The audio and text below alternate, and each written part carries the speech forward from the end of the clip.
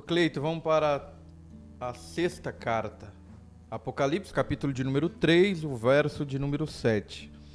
E ao anjo da igreja que está em Filadélfia escreve: Isto diz o que é santo, o que é verdadeiro, o que tem a chave de Davi, o que abre e ninguém fecha, e fecha e ninguém abre. Conheço as tuas obras, eis que diante de ti pus uma porta, e ninguém a pode fechar. Tendo pouca força, guardastes a minha palavra, e não negastes o meu nome. Eis que eu farei aos da sinagoga de Satanás, aos que se dizem judeus, e não são, mas mentem. Eis que eu farei que venham, e adorem prostrado aos teus pés, e saibam que eu te amo. Como guardastes a palavra da minha paciência, também eu te guardarei no dia da tentação, que há de vir sobre todo o mundo, para tentar os que habitam na terra. Eis que venho sem demora. Guarda o que tens, para que ninguém tome a tua coroa. A quem vencer, eu farei coluna no templo do meu Deus, e dele nunca sairá. E escreverei sobre ele o nome do meu Deus, e o nome da cidade do meu Deus, a Nova Jerusalém, que desce do céu, do meu Deus, e também o meu novo nome. Quem tem ouvidos, ouça o que o Espírito diz às igrejas. Amém. Glória a Deus.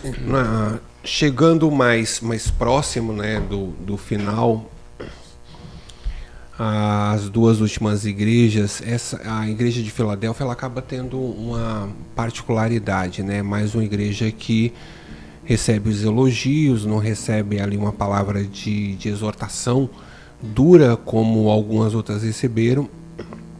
E uma característica é que aqui também a perseguição vem dos judeus. Aqui mais uma vez a questão dos judeus que acabam perseguindo os cristãos, ela é muito marcante nessa cidade, né? Então quando João, ou quando a orientação vem, e isso diz o que é santo, o que é verdadeiro, o que tem a chave de Davi, o que abre ninguém fecha, e fecha e ninguém abre. Então a questão de chave, ela tem muita questão de autoridade, né? Então para a igreja de Filadélfia tem essa questão de eu que falo com vocês, eu tenho autoridade para abrir, para fechar, não a questão literal de uma chave, mas a questão de verdade de que Jesus é aquele que tem a autoridade. Mais ou menos, ou dá para a gente fazer um paralelo com João 14, como Jesus fala ali, que ele é o caminho. Então, se em Filadélfia ele fala assim, olha, aquele que tem a chave da porta que abre e ninguém fecha, tem essa questão muito clara quando lá no Evangelho de João, ele se coloca como um único acesso a Deus, a única forma, o único meio pelo qual o homem pode encontrar ao Senhor, ou se achegar a Deus, é através de Jesus. Não existe nenhuma outra possibilidade, não existe nenhum outro meio, não existe nenhuma outra forma para que o homem se achegue a Deus, porque também está escrito que não existe outro mediador entre Deus e os homens, a não ser Jesus Cristo, o homem. Não tem outra forma. Então Jesus ele se apresenta, ele se coloca como esse que de fato é o que tem a chave, é o que coloca uma porta aberta. E dentro dessa questão de porta aberta, em outros lugares também o apóstolo Paulo diz, olha, me foi aberta uma grande porta, é muito comum para nós falarmos de porta aberta e entendermos como uma oportunidade, é algo que Deus nos concedeu. No entanto, a questão de porta aberta tem muita relação com a possibilidade de propagação da palavra, de ministração da palavra. Então, aqueles que estudam o livro de Apocalipse, as cartas, eles têm muito essa questão de entender que a igreja de Filadélfia é uma igreja que tem ali a sua vocação missionária, a sua vocação para a ministração da palavra, e que essa porta foi aberta por Jesus. Isso nos faz até pensar em Mateus capítulo 16, quando Cristo diz que as portas do inferno não prevalecerão contra a igreja. Então, os ataques, essas igrejas, elas acabam recebendo. Aqui em Filadélfia tem essa questão, mais uma vez, dos judeus que perseguem agora os cristãos.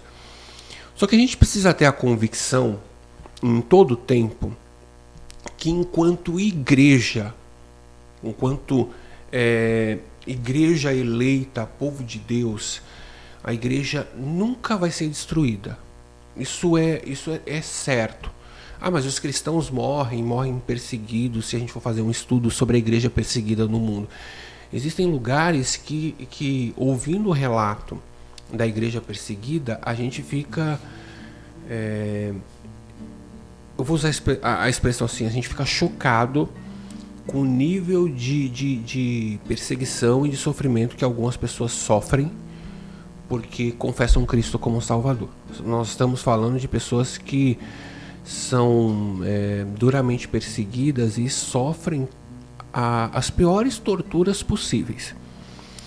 Quando se pensa em práticas de tortura, os cristãos eles acabam sendo alvos de várias formas no mundo onde a igreja é perseguida. Nós estamos em um país, por bondade de Deus, onde há liberdade para se pregar a palavra.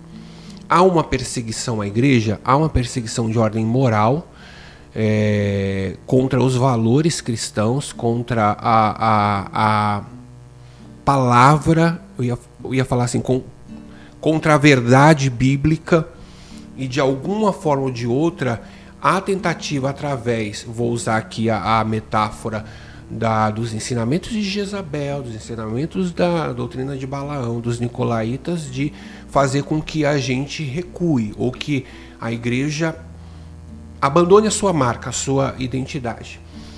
No entanto, existem lugares onde a perseguição ela além da questão de tentar fazer com que as pessoas voltem atrás, há uma tentativa por via de tortura, por via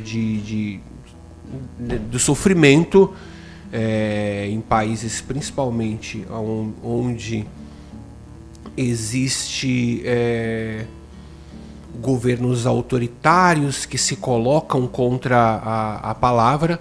Então tem toda essa questão.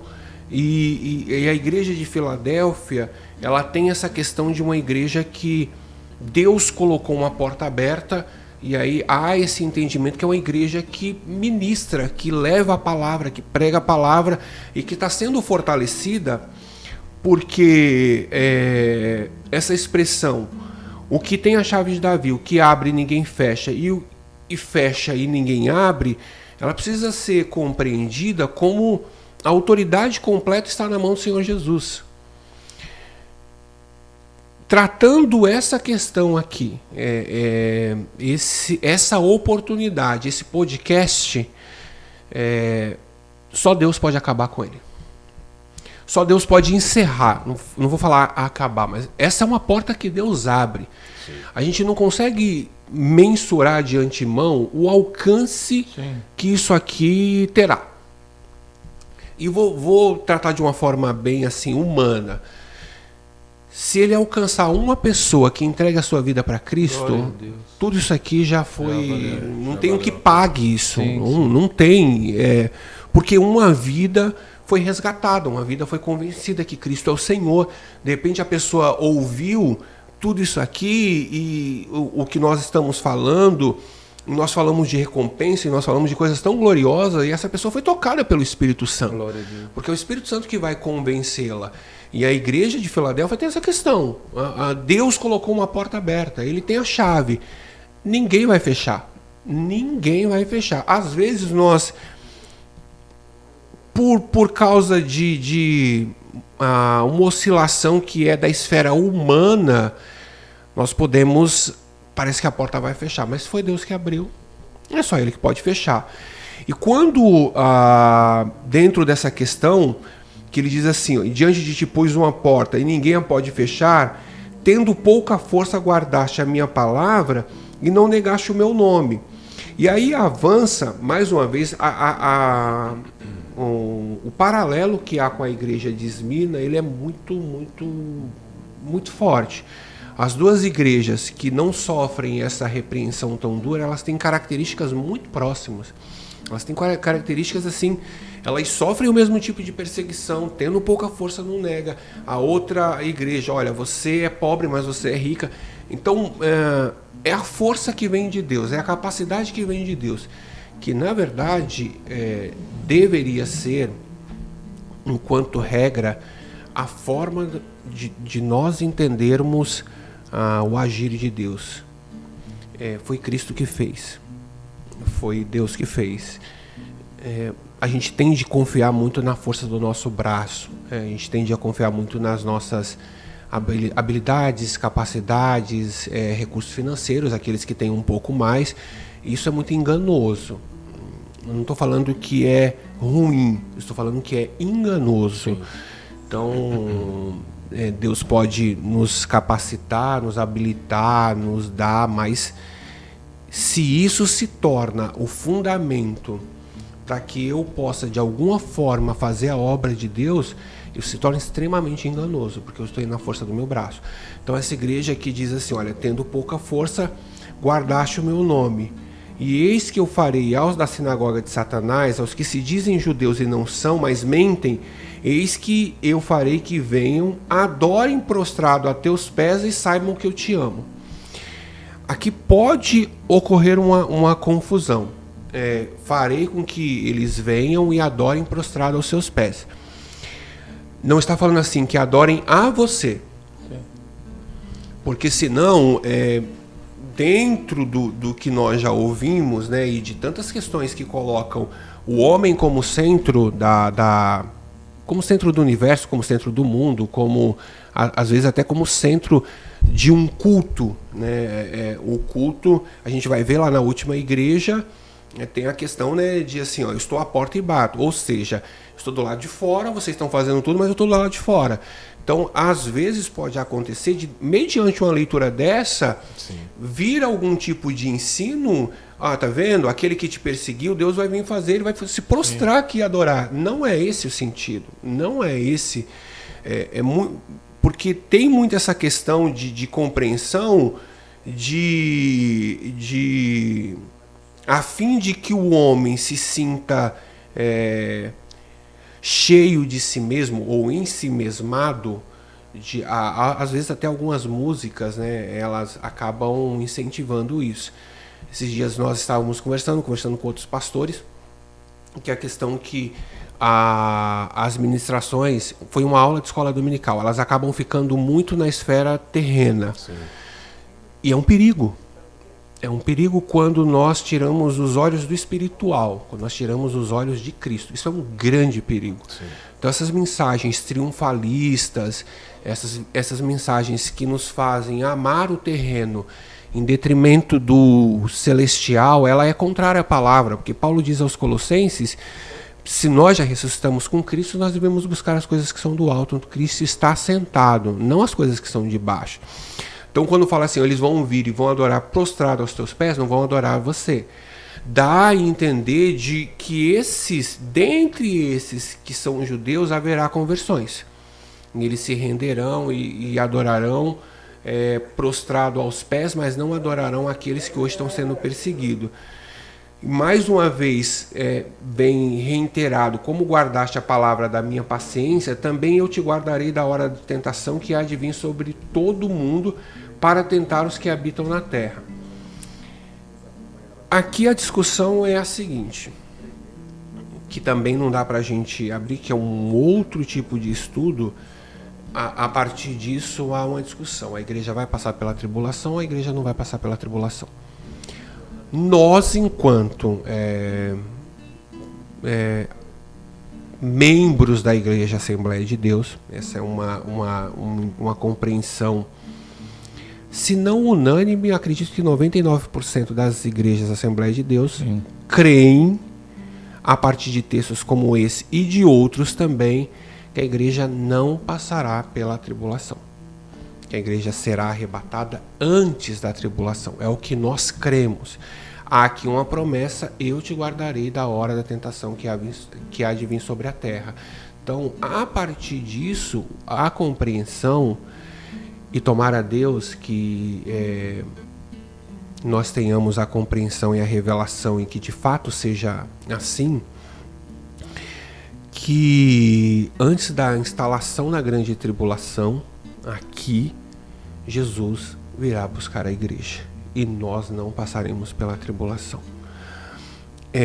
Há outras linhas que entendem de outra forma a igreja arrebatada no meio da tribulação, mas é uma outra questão, é uma outra temática, mas esse texto nos faz acreditar que quando a tribulação estiver ocorrendo aqui, nós estaremos com Cristo.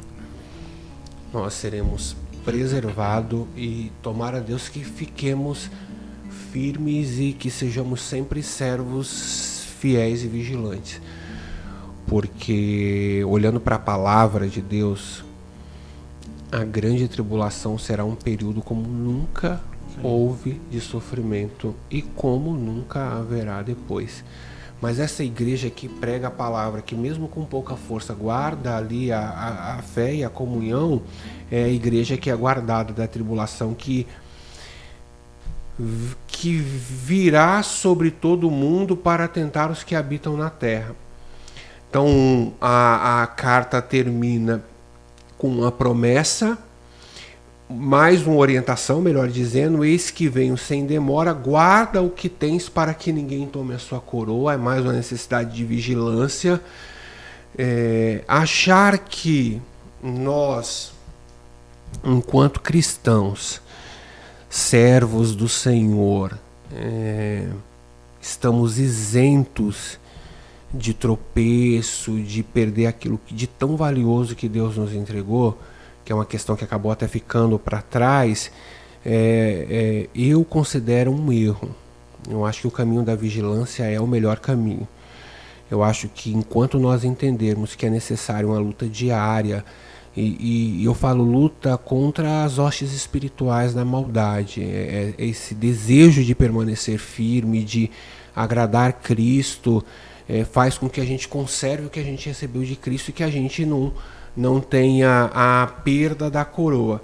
Então a carta termina com uma promessa de coluna no templo do meu Deus. Fala aqui muito da questão de forma simbólica dessa cidade, desse lugar onde nós estaremos com Cristo. E quando fala de coluna, o entendimento que se tem é de estabilidade, que a gente vai estar com Cristo, e a partir desse momento, então, aí sim, a igreja arrebatada, nós com Cristo, não há mais possibilidade nenhuma de nós sermos separados de Cristo. A partir do momento em que nós formos fiéis até o fim, permanecermos e formos arrebatados, a partir desse momento, aí nós estaremos para Cristo por toda a eternidade. Aí absolutamente nada e ninguém nos separará do amor de Cristo, né? É o que Paulo diz aos Romanos: quem nos separará do amor de Cristo? E aí ele coloca uma série de questões ali. Eu acho muito interessante, porque parece que essa é uma declaração de cima para baixo, mas é uma declaração de baixo para cima de um homem extremamente convicto e que fala assim: nada vai me separar do amor de Cristo. Tribulação, fome, nudez, espada, perigo, nada, absolutamente nada. Então é uma luta constante, mas a partir do momento em que nós formos até o fim, e igreja arrebatada, nada mais vai nos separar de Cristo. Nós vamos estar com o Senhor para sempre.